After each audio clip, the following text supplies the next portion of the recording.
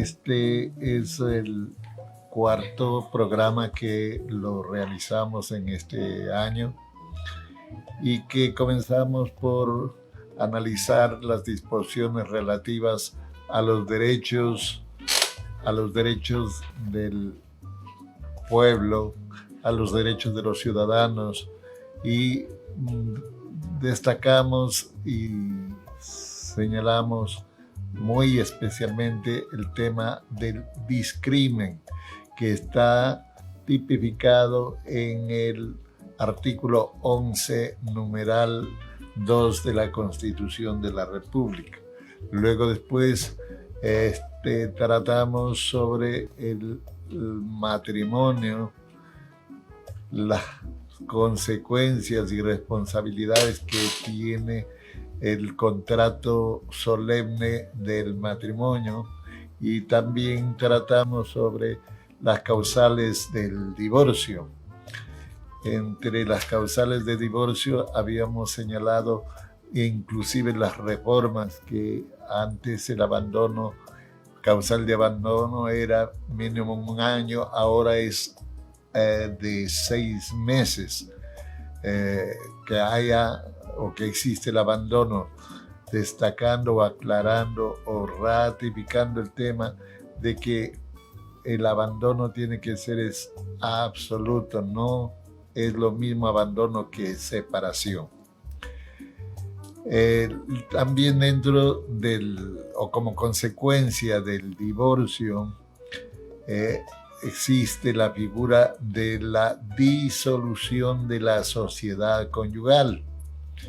¿Qué es la disolución de la sociedad conyugal? Es el patrimonio que han acumulado los cónyuges a partir de haber contraído matrimonio, siempre y cuando no hayan hecho previamente separación de bienes. En el evento de que se divorcian, la pareja, después de declarada la sentencia del divorcio, hay la obligación de disolver la sociedad conyugal que mantenían los cónyuges entre sí. Esto de la disolución de la sociedad conyugal es un tema totalmente amplio, pero que yo voy a tratar de resumirlo. En todo caso, más adelante lo ampliaremos el asunto. Pero como consecuencia también del divorcio, también viene el problema de los alimentos o demanda de alimentos por parte de generalmente de las mujeres o esposas o que fueron anteriormente casadas y que quedaron con los hijos. Y si, ojo, en el momento que se dicta la sentencia, el juez tiene la obligación de declarar y establecer con quién queda la tenencia de los hijos y cuál es la cantidad mínima de alimentos que debe sufragar el padre para los menores, en este caso a partir de la sentencia. Pero puede ocurrir, como ocurre, que en el devenir del tiempo los padres, a veces por falta de trabajo y la mayor parte de las veces por irresponsabilidad, no pagan los alimentos, y entonces hay la opción de demandar en el juzgado de la familia, niñez y adolescencia los alimentos. Entonces, esta es otra de las consecuencias del divorcio o de la separación, también de hecho de parte de las parejas. En la última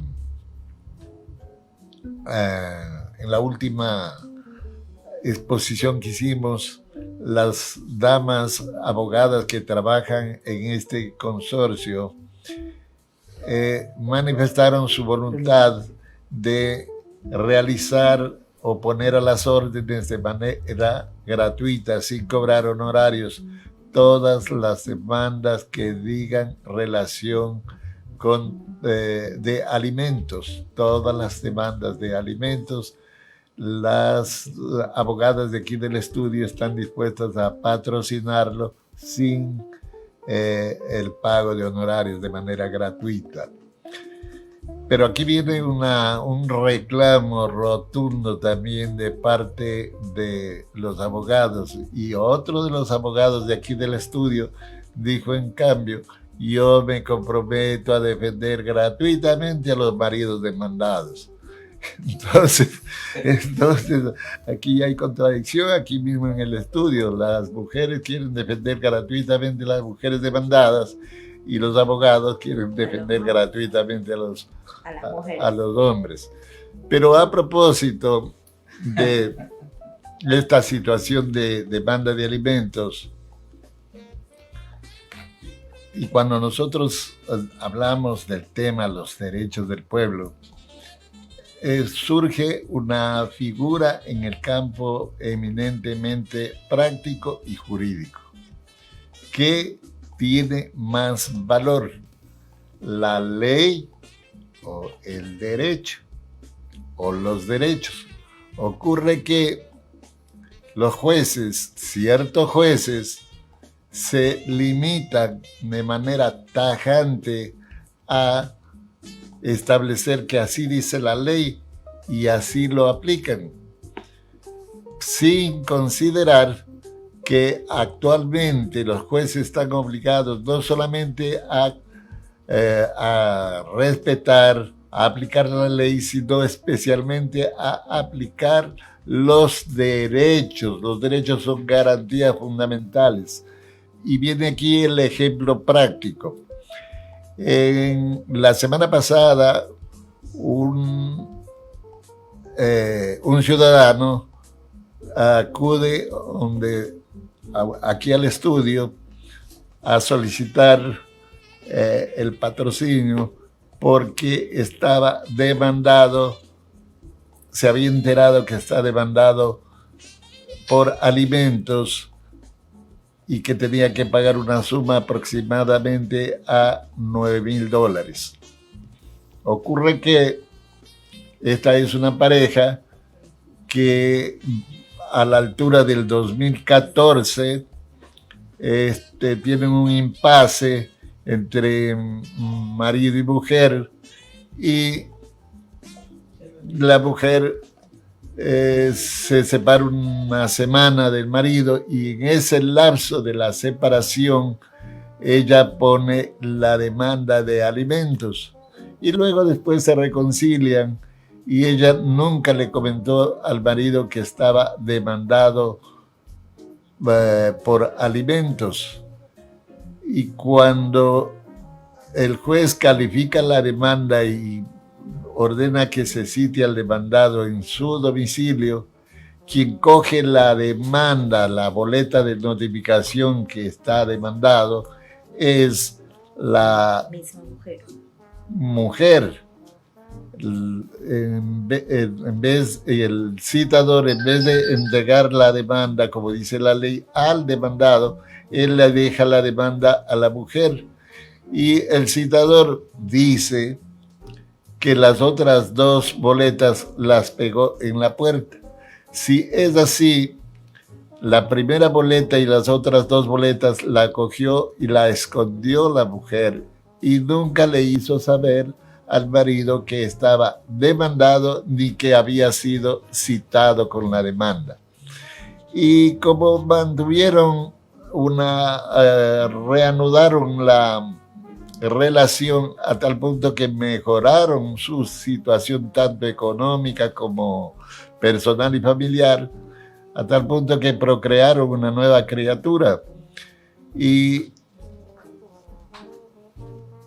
a la altura del mes de junio, julio, se vuelven a disgustar y la mujer va al juzgado y activa la demanda de alimentos presentada en el 2014, cuando ciudadano demandado acude donde el juez con el abogado o con la abogada patrocinadora y le manifiesta al juez que este es el derecho que estoy yo tratando de hacer que me noten la diferencia entre lo que es el derecho y lo que es la ley. La juez dice que de acuerdo a lo que consta en la razón sentada por el secretario, el demandado ha sido legalmente citado por 3 boletas, una entregada a la cónyuge y las otras 2 colocadas en la puerta. Pero en la práctica nunca se le hizo conocer de la demanda al ciudadano demandado. Y al decirle este particular a la juez dice, yo no tengo nada que ver. Aquí la razón del secretario dice que tú fuiste citado y para mí formal y legalmente tú estás citado. Consecuencia, tú estás en mora y debes por alimentos la cantidad de tanto. El ciudadano se allanó en esas circunstancias y la presión de la juez tuvo que allanarse a esa obligación económica, pero resulta que él actualmente se encuentra sin trabajo y ofrece efectivamente pagarle adicional a la pensión la suma de $30 mensuales hasta terminar de pagar los cerca de $9,000. Esto hizo que entre en enojo rotundo tanto de la madre del menor o de los menores como más del abogado, porque el abogado suponía que a esa altura iba a pagar $8,000, él comparecía y él seguramente tendría que haber cobrado sus honorarios y resulta que ofrece pagar $30 mensuales con cargo a esa obligación. Al siguiente día, la mujer va y le entrega a los hijos al marido y dice, ahí tú lo mantienes con $30 y ahora los hijos están con el marido. Entonces, la parte que defiende al marido ya informó del particular a la juez indicando que los menores están a cargo del marido. Por lo tanto, pues, los derechos de alimentos que debía correr de aquí en adelante por los alimentos que debería pagar mensualmente, ya no lo puede pagar porque los tiene el padre a los hijos. Lo que sí tendrá que pagar es los $30 mensuales hasta terminar con los $9,000. Miren entonces qué ocurre entre la ambición, entre la mala fe y entre lo que es formal y lo que es el derecho. Otro juez hubiera dicho y comprobado que efectivamente no ha sido citado personalmente el demandado, por consiguiente, él tiene el derecho y la garantía establecida. Esta demanda era en función del anterior Código de Procedimiento Civil. Entonces, es una solemnidad sustancial a todos los juicios ser citado personalmente con la demanda, lo cual no lo hizo. Y en este caso él tenía el derecho a defender e inclusive tiene el derecho a interponer un recurso de revisión por esta actitud judicial que más se apega a las formalidades que a los derechos. Eso es ahí una de las consecuencias de la diferencia entre lo que es lo formal y lo que son los derechos. Entonces, hay a partir de la vigencia de la Constitución del 2008, los jueces están facultados a interpretar la Constitución en favor de los ciudadanos. Del 2008 hacia atrás, solo el Congreso podía interpretar la Constitución y los jueces solo lo que tenían que hacer es aplicar la ley. Ahora no. Ellos tienen que aplicar la ley y la Constitución que garantiza los derechos de los ciudadanos. Entonces, en este evento, la juez debió haber declarado la nulidad de esa providencia en la que supuestamente en la que da por enterado como que ha sido demandado, ha sido citado el demandado, y entonces hubiera procedido a que se le cite formalmente al ciudadano para que él tenga el derecho a defenderse y el tiempo y el derecho a defenderse, lo cual no sucedió así. ¿Cómo se puede apelar?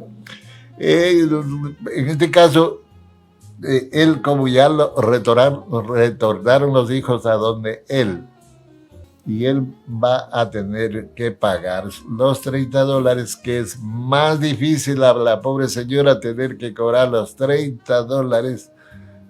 Eso es una especie hasta de castigo por su mala fe, porque aquí no, ella tenía que haberle dicho, ¿sabes qué? Yo te demandé, aquí está la boleta y tiene que comparecer. Pero ella nunca le hizo saber y ella se escondió las boletas de citación.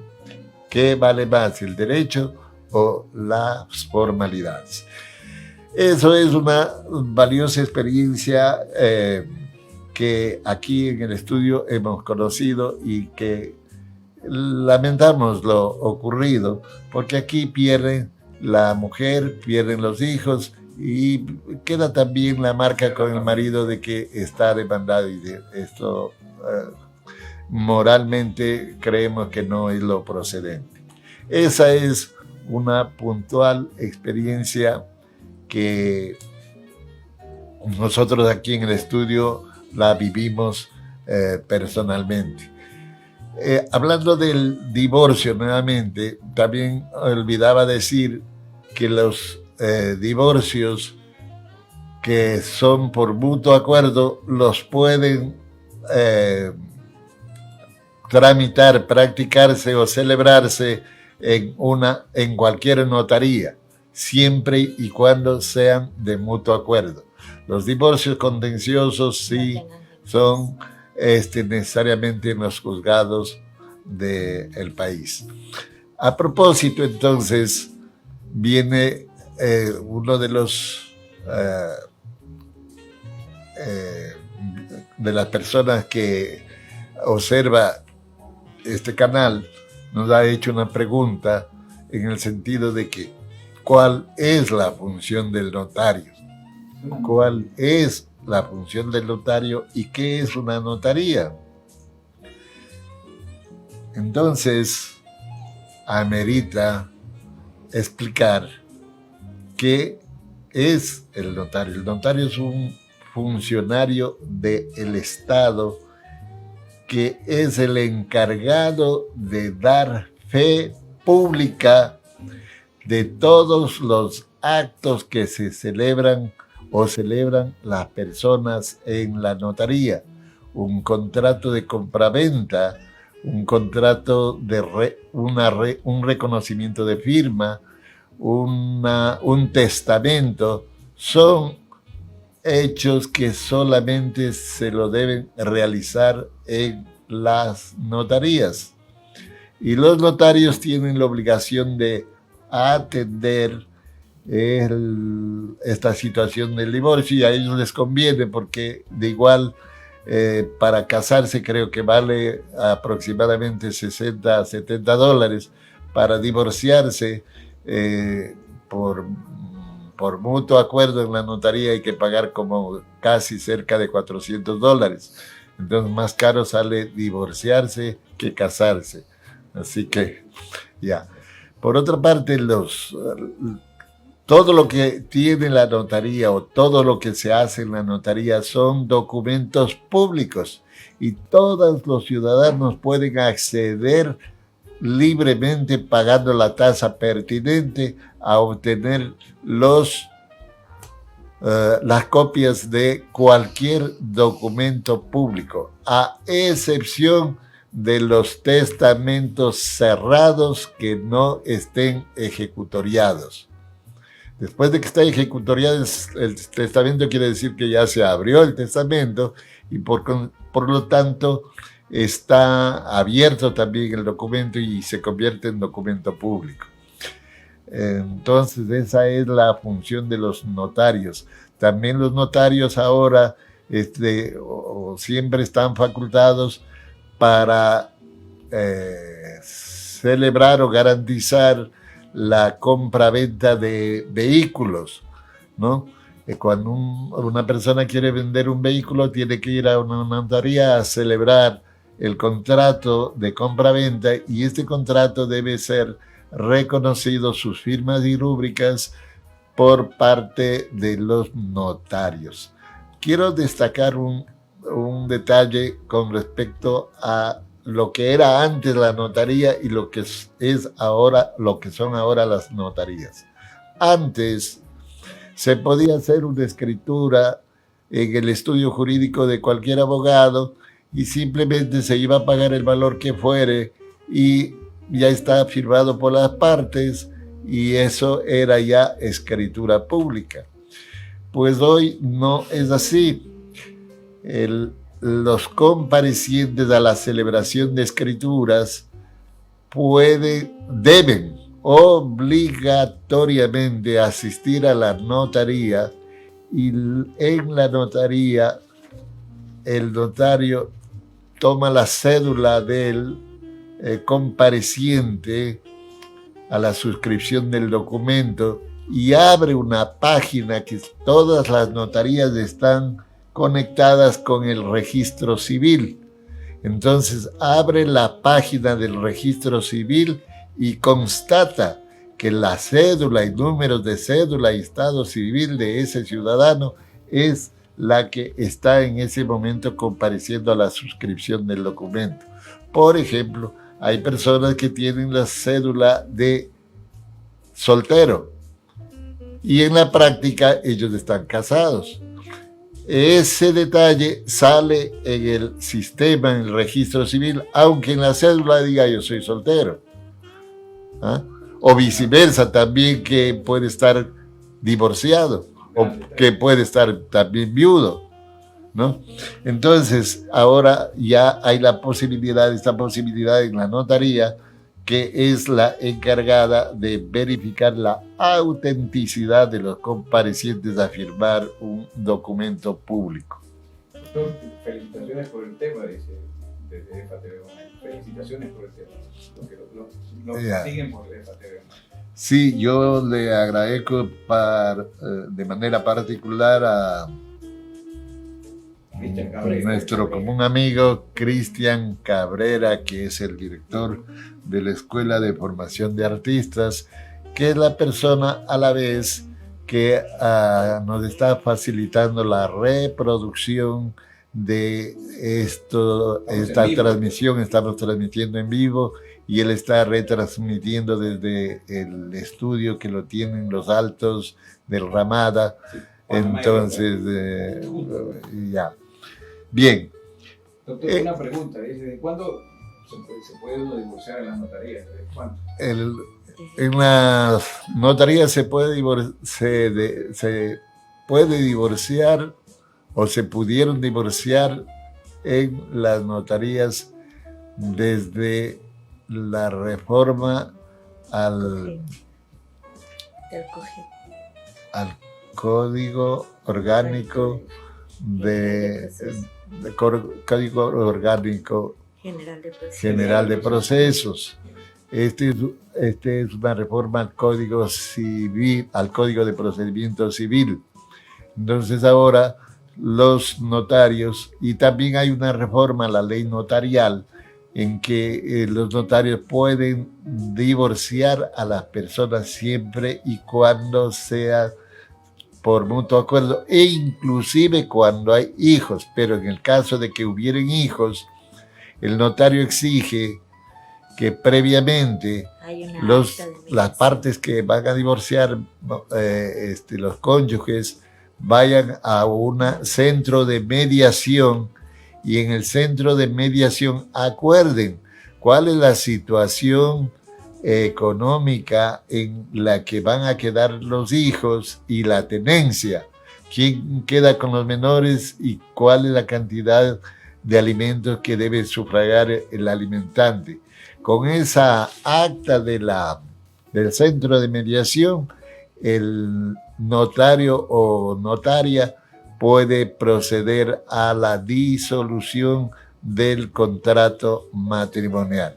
Y solamente los divorcios contenciosos son los que se ventilan en los juzgados de la familia y la niñez. Bien, eso dejo aclarado este particular respecto de lo importante que es contar con la notaría. Otro detalle importante que deben saber los ciudadanos, que muchas personas dicen que se me perdió la escritura de compraventa y ahora que cree que porque se le perdió la escritura ya no tiene la propiedad de la casa, cuando es todo lo contrario. Mientras cuando celebró la escritura en la notaría queda la matriz. La matriz quiere decir la escritura que firmaron las partes y el notario tiene la obligación de hacer un libro de todas las escrituras que se realizan durante el mes y así mes por mes y todos los años. De tal manera que usted puede ir 20, 30 veces a solicitar una copia certificada de esa escritura celebrada en la notaría y tiene la misma validez, solo que en la notaría le ponen si es el primero, segundo, tercero o cuarto testimonio o copia, que significan los testimonios que entregan los notarios. Con esto dejo más o menos aclarado este tema. Una sola pregunta, doctor, de mi parte. Cuando uno se puede divorciar en la notaría, más o menos nace también en los años de 2008 hacia acá, más o menos por ahí, con la reforma de las leyes, o antes. No. La reforma del COGED se da en el 2016. 2016. Claro. Es reciente. Así es una nueva reforma.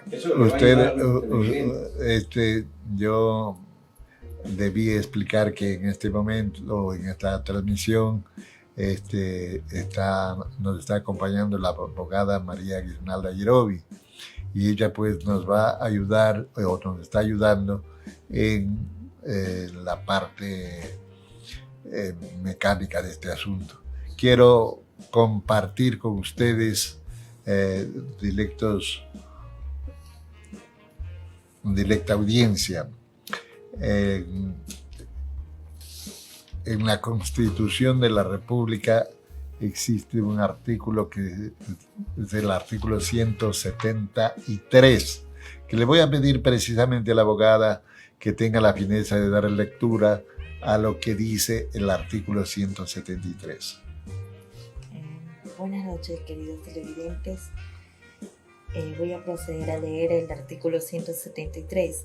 Los actos administrativos de cualquier autoridad del Estado podrán ser impugnados tanto en la vía administrativa como ante los correspondientes órganos de la función judicial. Bien, la Constitución establece, esta y las anteriores establecían, y siempre el Estado ejecuta su vivencia, su actividad administrativa, todos los actos, todo lo que dice la Constitución, todo lo que dice la ley, se vierten o se convierten para su ejecución en actos administrativos. Todo acto administrativo es susceptible de impugnación. Los actos administrativos pueden ser emanados de cualquier autoridad, llámese ministerios de salud, de deportes, de agricultura, de gobierno, de todas las dependencias, municipios, consejos provinciales, todos ellos emiten actos administrativos. Las ordenanzas son actos administrativos. Cuando a una persona le dan un nombramiento en una función pública, le dan con un documento que se llama acción de personal. Esa acción de personal contiene el acto administrativo mediante el cual le nombran en calidad de tal a jurado de tal. También el acto administrativo puede ser a través de este acto administrativo, permite el funcionamiento de este colegio, de esta escuela, de esta universidad. Estos actos administrativos son emanados siempre de las autoridades del sector ejecutivo. Los actos emanados de la función judicial ya no son actos administrativos, sino son actos judiciales. Entonces la Constitución dice que todos los actos administrativos pueden ser impugnados en la vía administrativa o judicial. ¿Qué quiere decir en la vía administrativa? Si determinada autoridad, por ejemplo, me ha destituido del cargo, ¿no?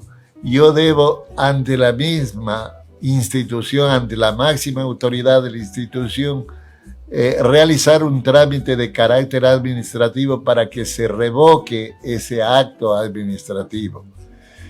Y puede que en la vía administrativa efectivamente se revoque y ahí termine el tema. Pero si no lo revoca y lo confirma en la vía administrativa, queda abierta el camino constitucional para demandar ante el Tribunal de lo Contencioso Administrativo los actos administrativos que genera la administración. Una pregunta, doctor. ¿Me puede explicar qué es el Poder Ejecutivo, el Legislativo y lo que está explicando? El Poder Ejecutivo hasta antes de la Constitución del 2008 existían tres poderes que a la vez es discutible entre si es poder o es función. Poder ejecutivo, poder legislativo y ejecutivo, administrativo y legislativo. Entonces, el poder ejecutivo es todas las dependencias públicas partiendo del presidente de la República hasta la última tenencia política. Todos ellos emiten actos administrativos. Ese es el poder ejecutivo y contestada su pregunta. El poder legislativo, hoy llamado asamblea, es lo que emiten las leyes. El poder judicial, el que emite las sentencias en los casos puntuales que vamos a tratar en este momento. Jueces, que todo el Poder Judicial compone toda la función judicial de jueces de primera, segunda y segunda instancia. Ahora que digo primera y segunda instancia, en el Ecuador no hay tercera instancia, pero hay una figura que no es instancia, sino que es un recurso extraordinario que se llama recurso de casación. Entonces quiero asimismo compartir con ustedes un caso práctico que manejamos aquí en el estudio y que hoy por hoy está haciéndose realidad el asunto. Me permito quemar el tiempo de ustedes Este es un ciudadano que entra a la policía en el año 2004 y en su devenir del tiempo asciende a cabo en calidad de cabo segundo dentro del orden jerárquico. Y por el 2005 él había cometido una falta disciplinaria, que es haber llegado atrasado a una formación dentro de la línea o disciplina policial. Entonces este señor, como llegó atrasado, el superior de la institución le castigó y ese castigo quedó registrado en el libro de vida de este policía. A la altura del 2010 se da el concurso para ascender a cabo primero. Él se presenta para ascender y resulta que le niegan porque dice: usted no es idóneo para ascender al grado inmediato. ¿Por qué? Porque en el 2005 había sido sancionado con una sanción disciplinaria por este atraso que se dio, que se presentó o que él cometió en su momento. Como esto es al 2010, ya estaba vigente la Constitución del 2008 y entró en vigencia el artículo 173 que acaba de leer la abogada Yerovi, que dice que todos los actos administrativos pueden ser impugnados ante la autoridad judicial, administrativo-judicial. Nosotros agotamos la vía administrativa en la misma policía y la policía se negó a revocar este pedido, que más bien le puso en disponibilidad al policía y terminó dándole la baja en el 2010. Entonces nosotros demandamos ante el Tribunal de lo Contencioso Administrativo aquí en la ciudad de Guayaquil, y el Tribunal de lo Contencioso Administrativo en el 2013 dicta una sentencia cuyo tenor voy a pedirle a la abogada que lea la parte resolutiva de lo que dice la sentencia en el 2013. Tenga la bondad, abogada. Tribunal Distrital número 2 de lo Contencioso Administrativo con sede de Guayaquil, administrando justicia en nombre del pueblo soberano del Ecuador y por autoridad de la Constitución y las leyes de la República, acepta la demanda propuesta por el señor Herrera Molina Efrén Freddy en contra del señor general del distrito Dr. Freddy Eduardo Martínez Pico, comandante general de la Policía Nacional, y se declara nulo el acto administrativo contenido en la resolución número 2010-041-T-ASL, publicado en la Orden General número 146 del viernes 30 de julio del 2010, mediante el cual separa de las filas de la Policía Nacional al recurrente y se dispone que el señor comandante general de la Policía Nacional proceda a reintegrar el acto a las filas de la Policía Nacional con la jerarquía y antigüedad que tenía hasta el momento de su ilegítima separación, debiéndosele resarcir todos los derechos y las remuneraciones que dejó de percibir desde la baja hasta la fecha, que sea legalmente reintegrado.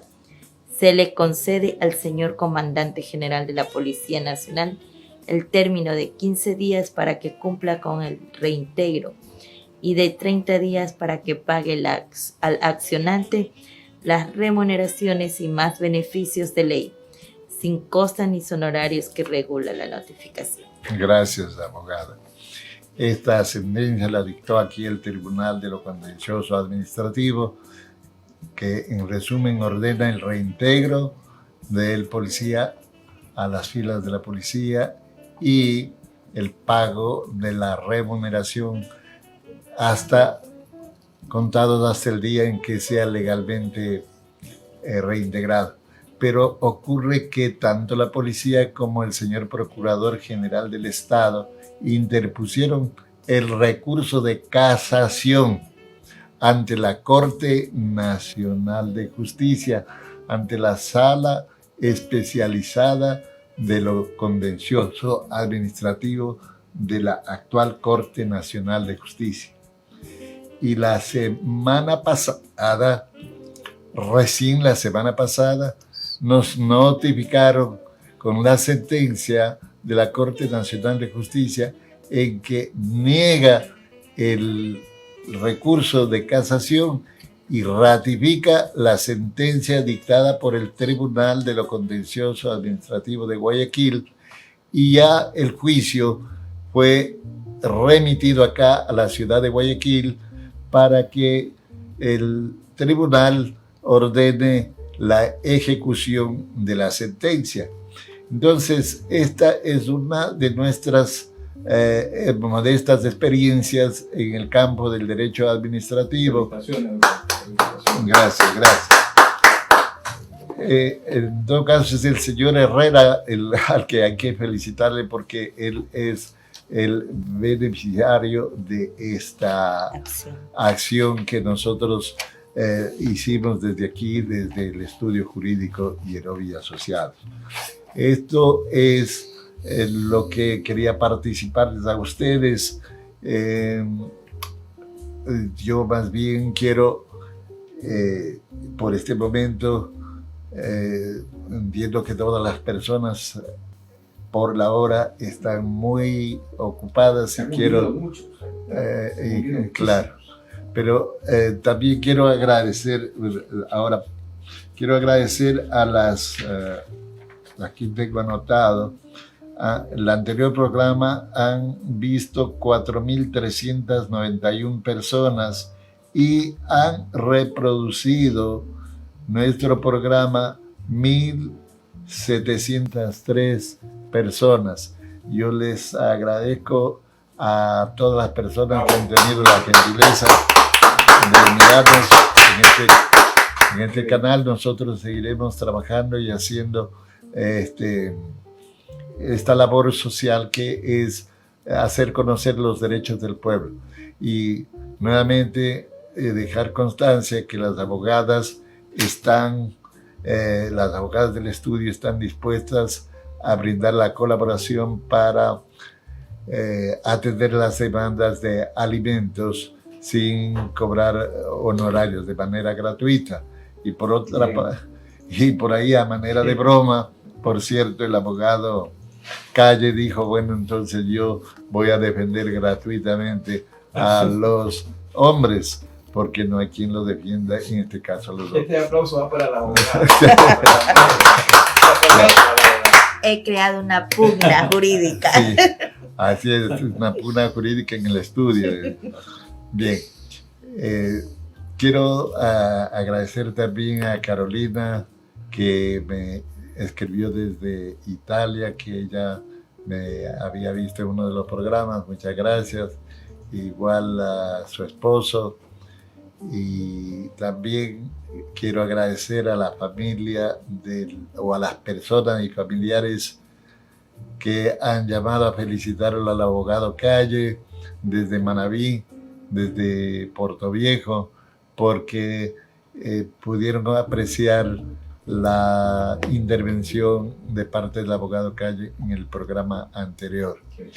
Con lo que, si de no haber preguntas de los presentes, yo dejo cerrada mi intervención y será, Dios mediante, para el próximo día miércoles. Gracias al capitán Pedro Valdivieso y gracias a Oscar Castillo, ¿sí? Reitero mi agradecimiento a nuestro amigo Cristian Cabrera. Caramba, Cristian Cabrera, ¿qué? Cristian Difícil, Cabrera. qué difícil que se me hace guardarme su nombre, Cristian. Algo de codo tiene que ser, algo de codo. Ajá. Bien, ya no vamos a olvidarnos, don Cristian. Acuérdese el apellido nomás. Ajá. Cabrera. Ay, ya. Claro. Ok.